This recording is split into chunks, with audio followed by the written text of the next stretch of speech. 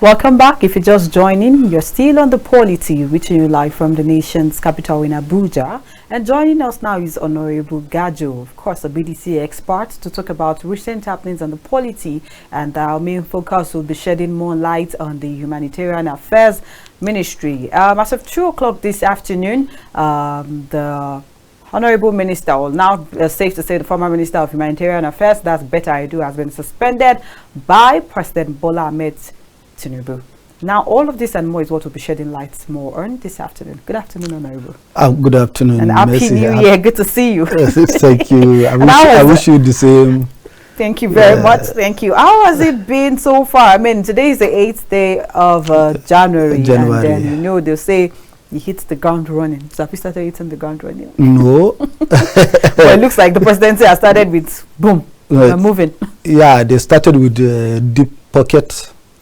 So definitely that pocket must full. Must full. Okay, before we get into that proper, let's quickly take. Of course, congratulations are in order to the Nigerian Immigration Service. They launched the e-passport portal registration portal today, and I mean, love to see it. And we're looking at maybe at some point in Nigeria we get to the point where we vote online too. I mean, what do you say about that? Yes, that's how it's supposed to be. Okay. You see, technology made everything easy, but our leaders, our officials, the people who will vote, the people who will appoint, are the one making it very difficult for us.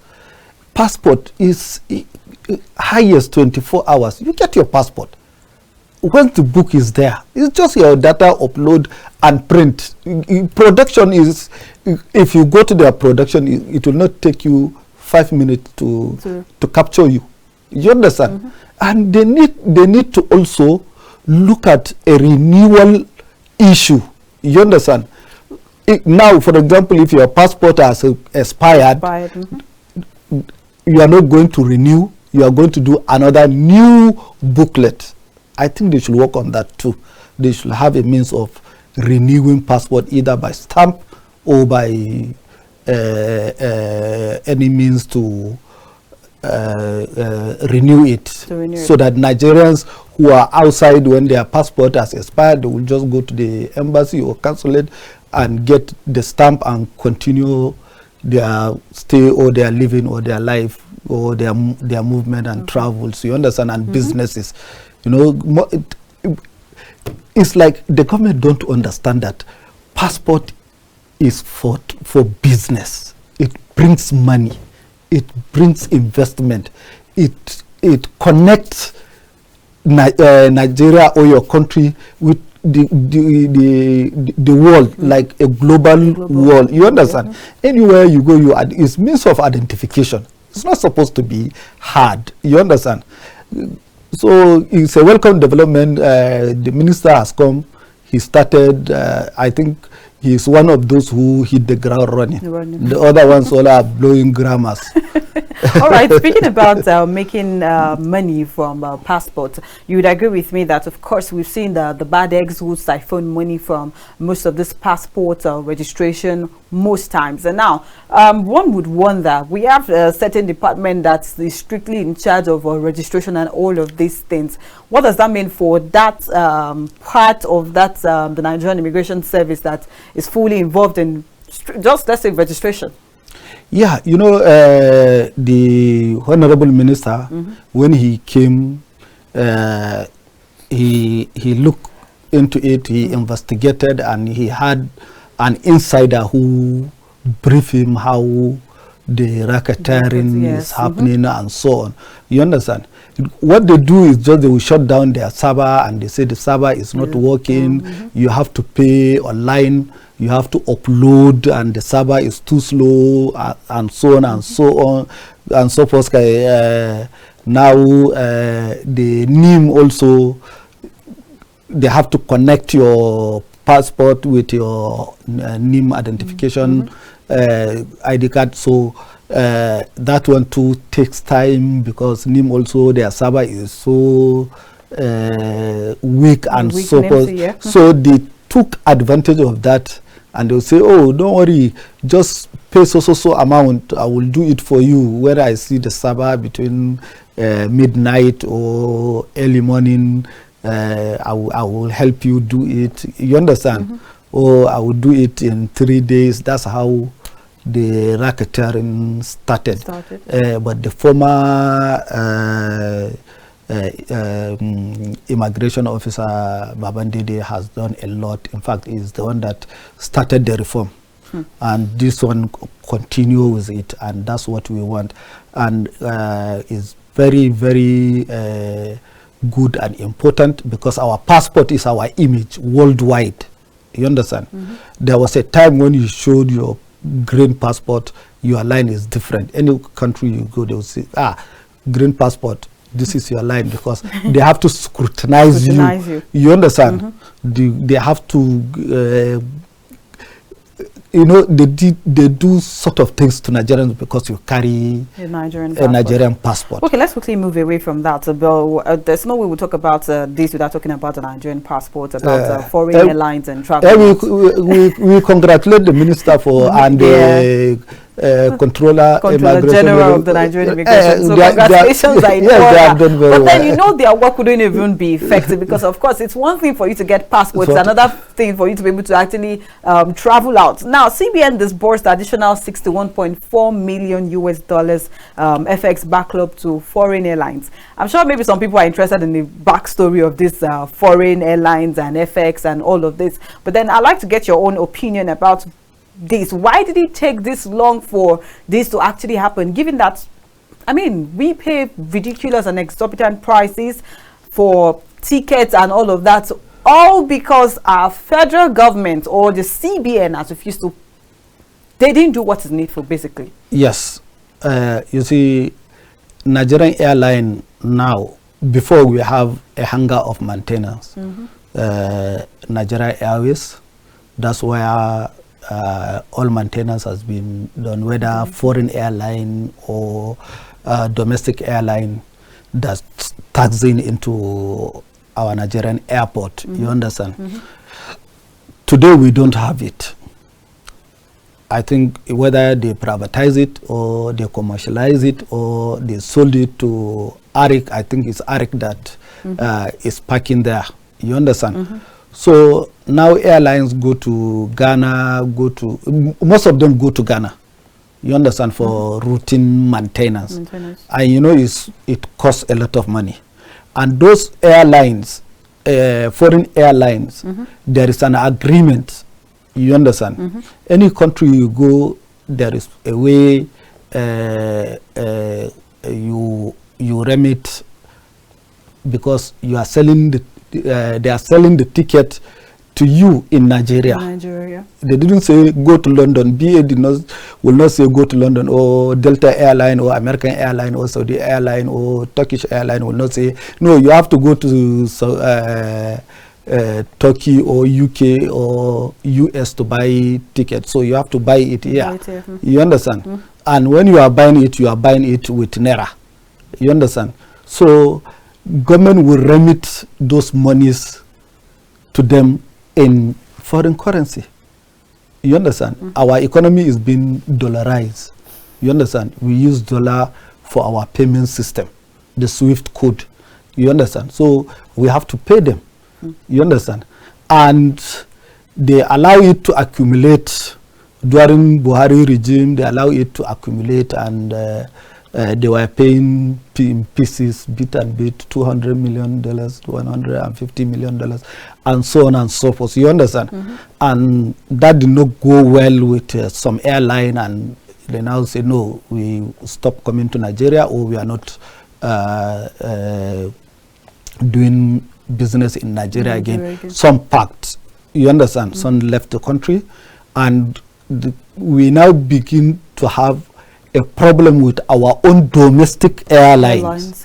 You understand? Some of the airlines, their schedules is, in fact, some people sleep in airports. Some they will schedule it until you see flight. You understand? Some come back to town and sleep in the hotel later and go. So it makes travels more expensive. You understand? And also the aviation, the Ministry of Aviation, I don't think They are doing well. Okay. During Buhari, I don't know this one whether he has started well. About 2 to 3 airline has crash landed. So I think that aviation need to be overhauled and checked. If not, even paying some backlog, still some will say I will not come because of safety. And safety has to be guaranteed. You understand? We're talking about even safety, because I remember someone made a funny joke on a flight I was on myself last week, and we made mention about everybody entered the flight and we settled down, we sat down. Of course, the plane was ready to move, and someone just said, "Oh, nobody remembered to ask the pilot if he's going our way." Because what if we decide to say we are going to Lagos and then we land in Lokoja? Of course, we don't know that. We know that Lokoja does not have, we don't have a passport there. But then, now, this leads us to the humanitarian affairs minister that had, of course, because you made mention about something about people checking and balancing people. Yes. Now, if we didn't see, if most of this document didn't suffice online, we wouldn't be having the issue of Betta 585 million naira being transferred to a private account. And then it begs the question, what is actually wrong with the office of the, or let's say the ministry, the humanitarian affairs ministry, basically? Originally, it was not a ministry. If Nigerians will remember, President Olusegun Obasanjo, I think even before Olusegun Obasanjo, Babangida created that office as a better life, you understand, to help rural women, headed by his wife. You understand? It's not an agency, it's just like an NGO. You understand? To support rural women. Because at that time, women are suffering. And there is illiteracy, there is lack of awareness, and so on and so forth. You understand? All what they do is primitively. You understand? So, Mariam Babangida created it. Abacha upgraded it to FIP. You understand? As under FIP, so many people have been helped. Okay. Like children, women. In fact, even National Hospital Abuja here, it was built by that FIP. Is a women and children hospital. You understand? Obasanjo came and upgraded it, even included trauma center. Okay. You understand? And he now made it an agency. You understand? Agency in the sense that he made it NAPEP.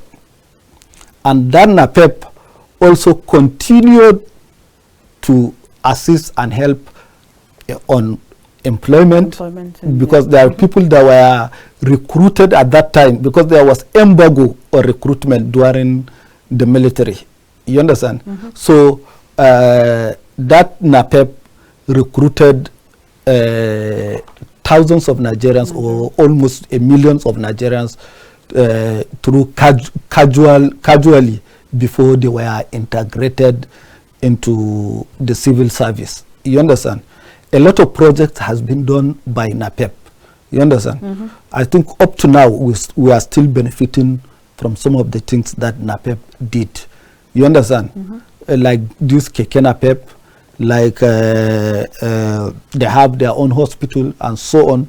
And when Goodluck came, Umar Musa Yar'Adua continued, but there is a issue with the leadership of NAPEP. The coordinator supposed to be, I think, something Tafawa Balewa. Obasanjo now came and said, no, this is the Tafawa Balewa that is with us, that campaign with us, that identify with us. That's the son of Sir Abubakar Tafawa Balewa. So during that crisis, Yar'Adua died, Goodluck took over, and he wanted to remove Shopee, and it didn't go well. He now introduced Shopee, you understand, as his own, and we are still seeing Shopi hospitals, Shopi beds, and in the hospitals and so on. We still have drugs of Shopi, yes, and so on. You understand? So all these things happen under this agency. You understand? Mm-hmm. But when Buhari came, though there was an issue of there was no much complaint of corruption because things are working, people are benefiting, farmers are benefiting, because that time they were even giving fertilizer in less than 1,000 naira. You understand? It's Shopi that was giving it to 1,000 naira to your doorstep.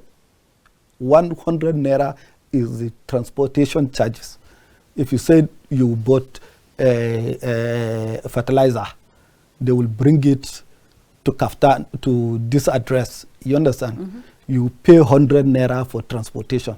They will come and keep it here through your phone by Minister of Agriculture, Femi Adesina. So all is part of intervention. You understand? Mm-hmm. At that time, CBN was not doing intervention.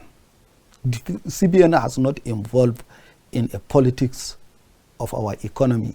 You understand? Mm-hmm. Doing intervention of petroleum, intervention in agriculture, Anko Barowa, so on and so forth.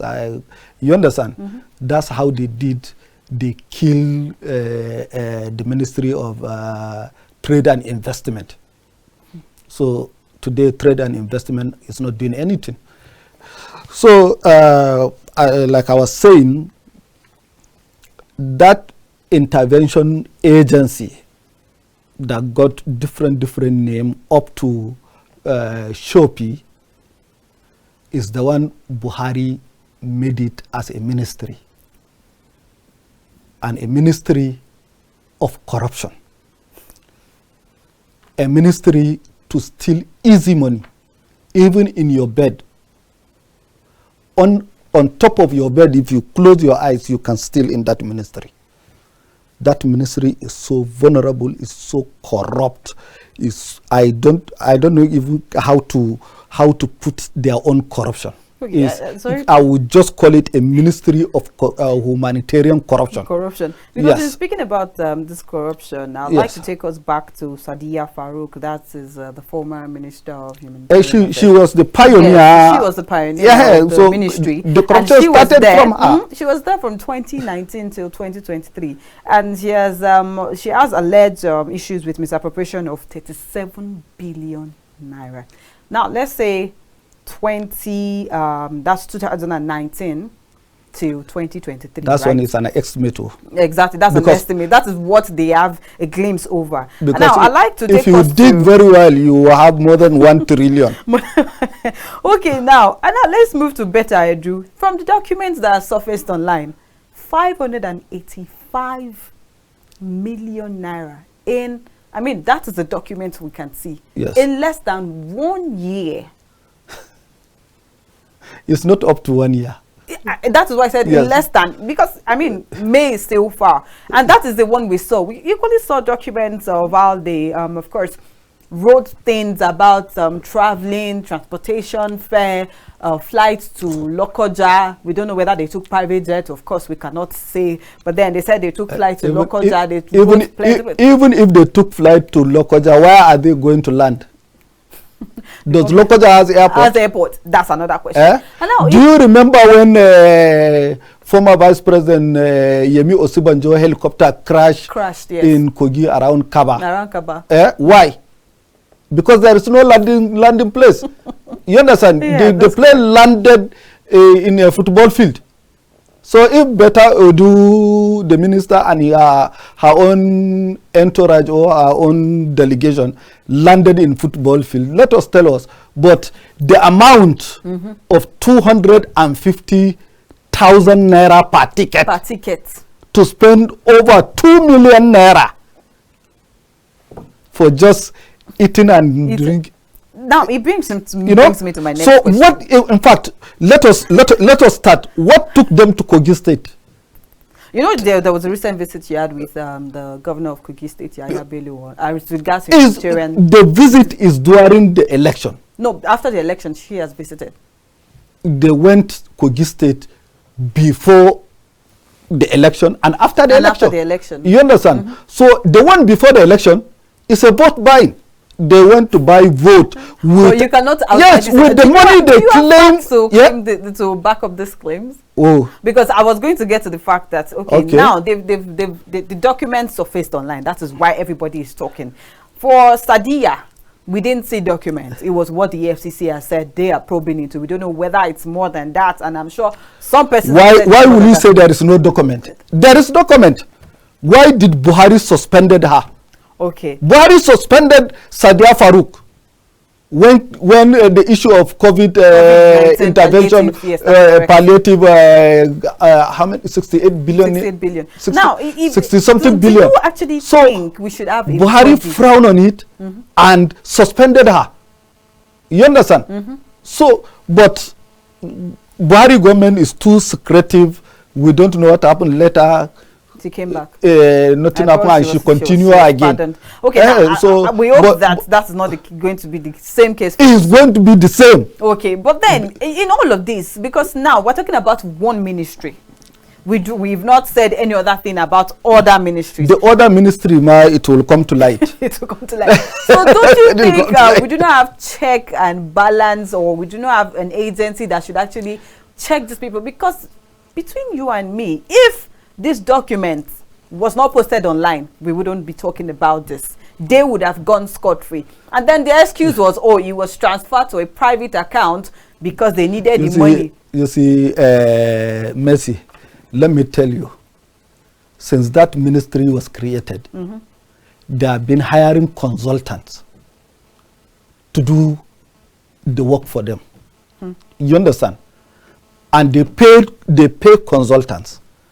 They paid consultant to generate a fake data, and that data was a subject of controversy when Tinubu said he's going to give palliative of 588,000 naira. The government disagreed. They said no, that data we cannot trust. Data, we will not work on that data. You remember? But because the World Bank has paid, I think, 500 million naira. 500, I think it's 500 million naira, I think, into that data generation. You understand? They went and generate their own data. We don't know where they got the data, because all of us here in my family, you have a family. Everybody has family. Nobody in their family has seen that money, that COVID-19 palliative or intervention. Nobody has seen 1 naira. In fact, we were on lockdown. So how do they pay that money? You understand? And how can you pay somebody? You say, those who are in our data, we transfer to them. Those who are not in our data, we give them cash. And it's one of the excuse the suspended minister, Betta was claiming that they are paying a hand-to-hand or table payment, or what they call it, she even or came out cash they payment. were paying into a private account. And now I like to state the private account is their pocket. I like to state from the Federal Government Financial Regulation Act, 2009. Yeah, 2009. It says personal money shall in no circumstances be paid into a government bank account, nor shall any public money be paid into a private bank account. An officer who pays public money into a private account is deemed to have been done so with fraudulent intention. So are we looking at the EFCC picking up immediately? So deemed is mean not appropriated and accepted. Accepted, that's correct. Is against the law. If you continue to section 7, you will see it. There is even a penalties. You understand? So is financial misappropriation irregularities, fraud, stealing, and everything. That is why he said it deemed to see anything, you understand, not in accordance with the law. With the law. You understand? So, Betta Edu must be arrested, prosecuted, and punished according to the law. If you go back to the same financial regulation of 2019 also, you will see it clearly when Buhari introduced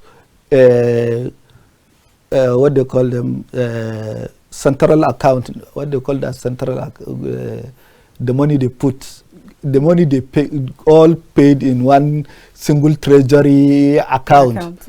I don't know whether the treasury account is still working. But if they investigate that single treasury account, wallahi tallahi, the people that will be arrested in Nigeria, wallahi, they will be more than 1,000, because all these monies are being paid, project money are being paid in a personal account. Because ministries don't have account again. You are paying to a project manager. So how reliable it is because to pay a project the money manager moves to the ministry account, there's no coming out. That is why Buhari cannot point to one project that he has done and commissioned. None, except the one that we received by Abacha Lut. That second Niger Bridge, Lagos Ibadan Expressway, Kano Kaduna, Abuja still hanging. You understand? So check Buhari's project, you will see nothing happened. Project managers were paid, moved those money with government official into their own personal account, individual account. Even the CBN governor, MFLA, how many personal account did he put money to? Because I was still going to get to MFLA. Yes. Now, 20 banks are going to be probed over the forex deals. As of last week, there were rumors that EFCC would pick up someone from Dangote, because of course they barged in and Dangote has come out to say, oh, they did not pick up any documents. And now, according to Nigerian Tribune today, they've said 20 other banks or 20 other merchants are expected to face panel, which brings us to the issue. Emefiele didn't work alone. Yes. Who are these people? And how did it get so bad in the history of Nigeria that we have this nonchalant, lackadaisical, the CBN governor is seen as a lord over a country? You see, these people have cronies. They have big business people, conglomerate, where they, you understand, post all this type of money. But I told, in fact, one of my interview in your sister TV, I think Hausa, I said I did not trust Dangote refinery in the first place. They said why? I said okay. During the inauguration of that refinery, Buhari was there. Emefiele was there. Minister of Finance was there. Dangote was there. All of them spoke. I think it's only Tinubu that is absent in that place. I think he is there or he is absent. Because he wasn't there, someone who was there. Someone who was there. Because it was Lons and Lagos, of course. Because it's the Lagos state that provided the land. Now, according to Dangote, that it's a joint venture with the federal government. The federal government owns, Emefiele spoke first, said the federal government has 40% investment in that bank, in that refinery. You understand? And this is the amount they paid. They paid $9 billion US. You understand? When Dangote, he even mentioned that they thought we will not do it. They thought we will not achieve it. But today we have succeeded. That speech, I flag it up.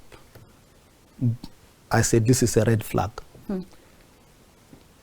As I'm watching, Dangote came and said, all those who are invested have already been settled.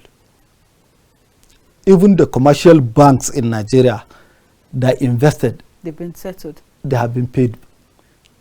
So solely, I remember that issue caused yes, it caused a lot of ruckus on the internet. Second red flag. Do you know where the third red flag is? Where? Is the controversy of Emefiele and Dangote. Emefiele said 40% and Dangote said 20%. So where is the other 20%? From there, you know that refinery is a subject of fraud, whether it's in good intention and so on, but the personal interest is still... Yes. And up till today, even last week, we had Dangote receive 1 million barrel, 1 million crude barrel of crude. Of crude to refine. Have they refined? What have we? We had Ipman and federal government, NNPC, dragging price to 1,200. So if Dangote is working, why this issue will come up? It won't have come up. It's a government crude, refine it, pay, you understand, and sell to us. You understand, if you want to do business, or in our own 40% or 20% share that control, that is the subject of controversy, even 20% of that crude, if you refine 20% of 1 million crude, I think is something that will adjust the price, reduce the price. But what are we saying? Up till now, Dangote refinery is not working, but people have been paid. So Emefiele and his co, including the former President Buhari, even Buhari in his speech, there is a red flag. He said little, but we are about to see it very soon. Very soon. Yes. All these forex that we are crying of all went through all these businesses, fake businesses, shadow businesses, black businesses, and so on.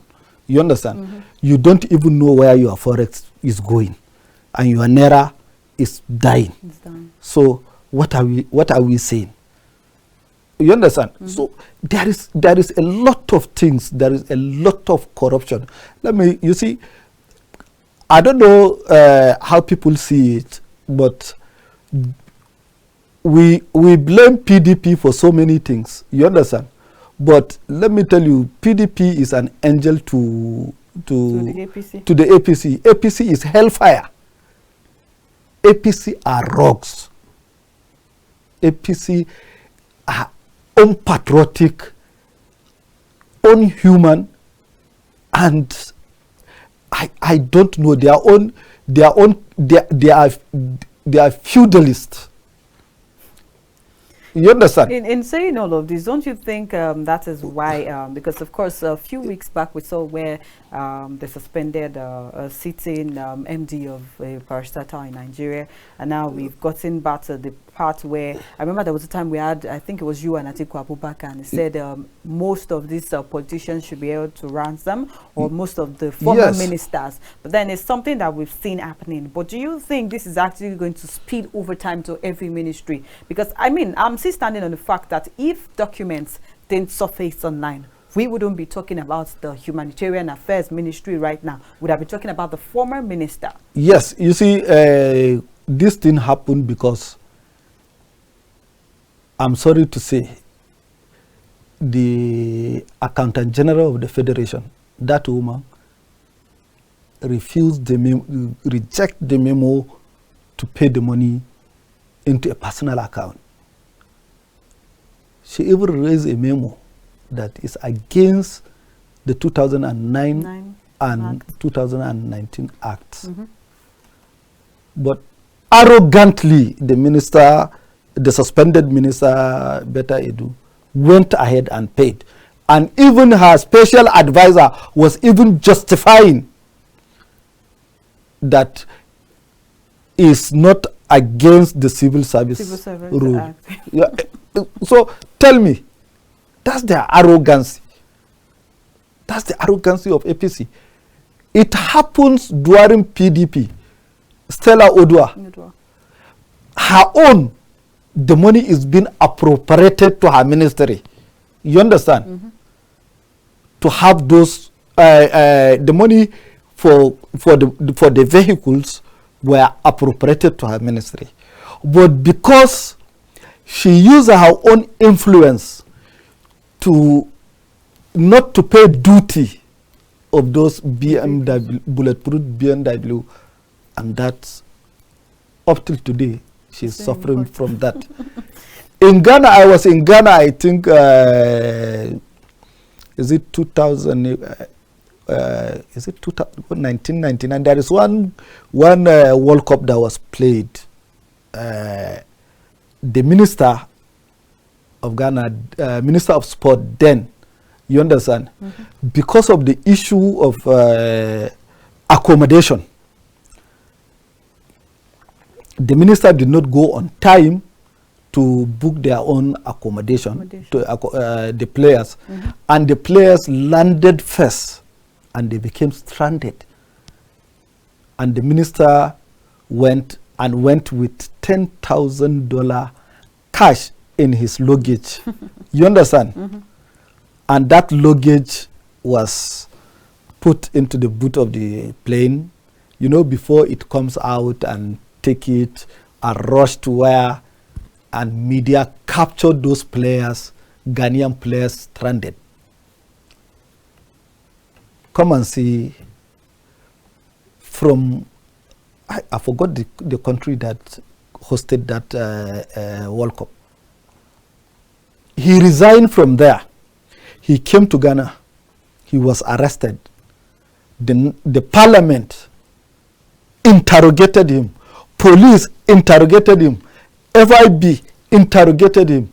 At the end of it, the money did not miss. Why did he carry cash? It means what they call money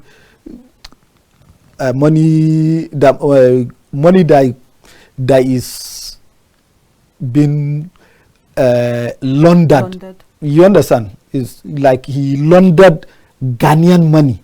You understand? He was jailed 9 months. Maybe we should start with that in Nigeria. I mean, if you as a sitting minister, you go to jail for, 1 year, 9 months, would everybody sit up? Who will do it? If President Tinubu is a president that will fight corruption, when this thing blow, immediately he need to remove her, sack her, and order for her arrest and investigation, and money be recovered immediately. But his SA media in Glary issued a statement of full investigation. That was last night. This afternoon, they said he has suspended her. I said Buhari did the same. Nothing happened. Sadiya Farouk continue. Betta Edu will also still continue. But maybe because of what we're saying. You know when this Betta Edu started. You know how frenzy talking this and that and that. That's how, even dragging with consultant and so on, that money is not supposed to be with consultant. Consultant has no business in this, not knowing she is arranging her own. Yes, now. The money with the consultant during Sadiya Farouk and Buhari was not fully recovered, or we don't even know the status. And now Betta Edu came and enter inside it. You know? And as a medical doctor, it's embarrassing.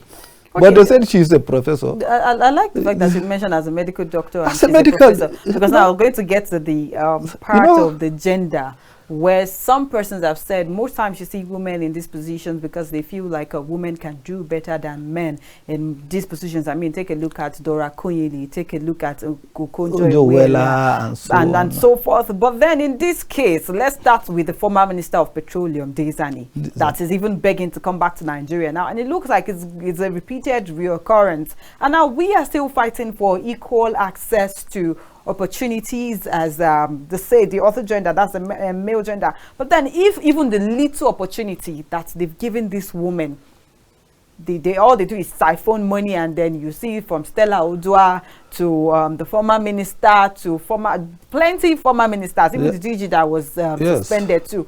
Most of them are not doing well. What do you think is the issue exactly? The issue is favoritism. Those women, some of them are not qualified to be ministers, but they are being given because of gender balancing. And you understand? Someone that knows someone. And so on. The reason why I say that, I want to give you an example. Take Dora Okunyele. If you look at Dora Okunyele's profile, you know that this woman started from scratch. And she made it there. To the top. Come to Ngozi Ukonjo-Iweala. From scratch to top. Take many of them. And come to Dezani. It's a favor because her husband was, I think, a retired real admiral. Yes, he's a general. So Obasanjo favored his friend by putting his wife as a minister, state minister. That's how she started. If you come to Stella Odua, the same thing. If you come, many of them is favor. Even this Sadia Farouk is also a favor. You understand? She is married in Zamfara, but she is helping Buhari with campaign. And after campaign, she is now given appointment. So who again? Betta Edu, the same thing.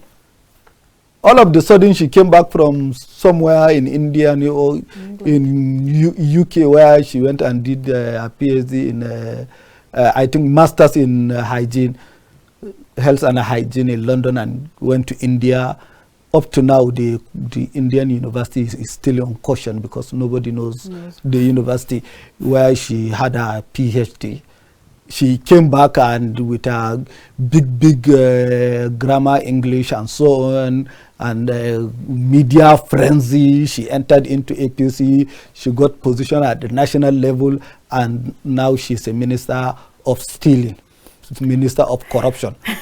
That ministry, humanitarian, is a corruption ministry, and humanitarian gate Betta Edu hashtag, it will continue until something has been done. We cannot fold our hands and say only security agencies. Security agencies will one day, one phone call, they will drop case. We have seen many from these security agencies. One phone call, they will drop their investigation. But those who are saddled with the responsibility constitutionally is those who we elect in our own parliament. I like that. Those who are the ones that go on oversight or probe to investigate these people and this ministry and see what has happened in this ministry. Let them investigate the ministry from inception or from 10 years. Right. Let know what happened. Let them tell us. Let them investigate. But unfortunately, they too, they will collect their own dollar and put for pocket. Right. You will not hear what has happened, the outcome until another scenario surfaces again. All right, thank you very much, Honorable Gajo, for. We hope Nigeria will be better. We do hope Nigeria will get better with this. And I mean, every ministry right now would be sitting tight and will try to close every loophole. And we do hope they stop stealing, because we have to say that outrightly. Well, thank you very much. Hadiza Bala is still there. He's still there. Remind them. We do hope everyone sits tight this period and do what is needful. Remember, you were put there for public interest, not for personal interest. And this is where we wrap it up for the Polity for this afternoon. Thank you for staying tuned. See you same time, same station tomorrow. Bye.